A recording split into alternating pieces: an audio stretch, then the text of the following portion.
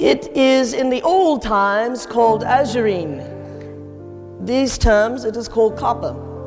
You have a great imbalance already in your body physical of this mineral.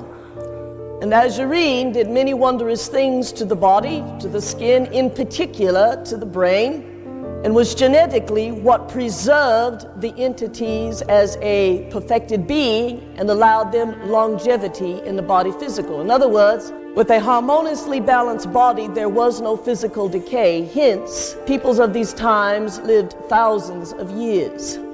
Copper in the body works, as it were, in the hemoglobin, or what you call blood, and in that hemoglobin allows the binding, works its way up into the brain, flushes the brain and its cells with copper-rich blood. This fires the nerves and the neuron activity with a flushing.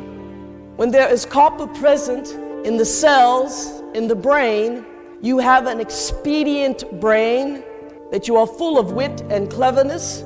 You can pick up thought readily.